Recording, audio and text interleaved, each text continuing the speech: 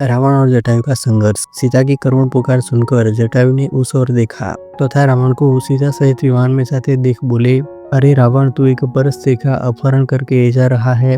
अरे लंकेश, यह महाप्रतापी श्री रामचंद्र जी की भार्या है।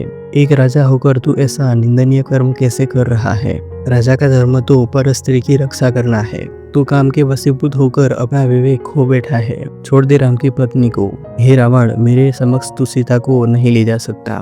प्राण रहते तक मैं सीता की रक्षा करूंगा। ठहर, मैं अभी आता हूँ तुझसे युद्ध करने। जटायु के इन कठोर अपमानजनक शब्दों को सुनकर रावण उसकी ओर झपटा, जो सीता को मुक्त कराने के लिए विमान की ओर तेजी से बढ़ रहा था। विशालाकार दो पर्वतों की भांति वे एक दूसरे से टकराए। क्रुद्ध जटायु ने अपने पराक्रम से 2 बार रावण के धनुष को तोड़ डाला, उसके रथ को तहस नहस कर डाला और रावण के सारथी का वध कर डाला। उन्होंने मार मार कर रावण को घायल कर दिया। घायल होने के बाद भी रावण वृद्ध और दुर्बल जटायु से अधिक शक्तिशाली था। अवसर पाकर उसने जटायु की दोनों भुजाएं काट दी। पीड़ा से व्याकुल होकर मूर्छित होकर वह पृथ्वी पर गिर पड़ा।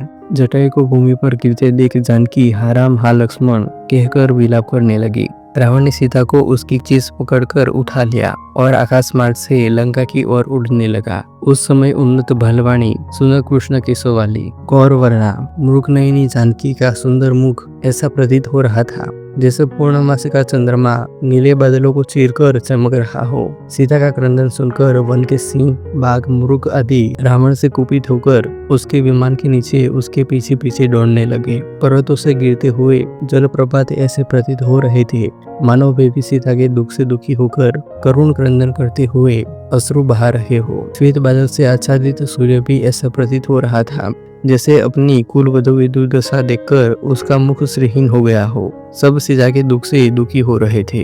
दुष्ट रावण से मुक्ति का कोई उपाय न देखकर सीता दीनता पूर्ण परमात्मा से प्रार्थना करने लगी। हे परमपिता परमात्मा, हे प्रभु, मेरी रक्षा करो, रक्षा करो हे सर्वशक्तिमान। इस समय मेरी रक्षा करने वाला तुम्हारे अतिरिक्त और कोई नहीं है।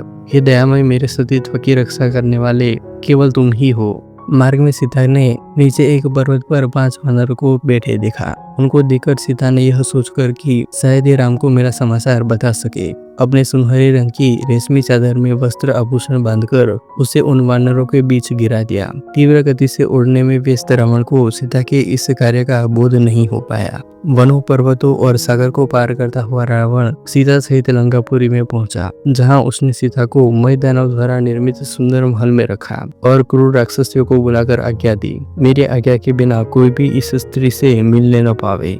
यह जो भी वस्त्र, आभूषण, खाद्य पदार्थ मांगे वह तत्काल इसे दिया जाए। इसे किसी भी प्रकार का कष्ट नहीं होना चाहिए और न कोई इसका तिरस्कार करे। अवज्ञा करने वालों को दंड मिलेगा।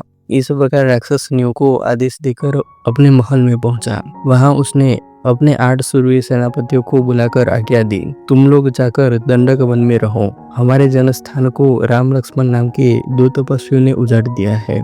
तुम वहां रहकर उनकी गतिविधियों पर दृष्टि रखो और उनकी सूचना मुझे यथाशीघ्र देते रहो।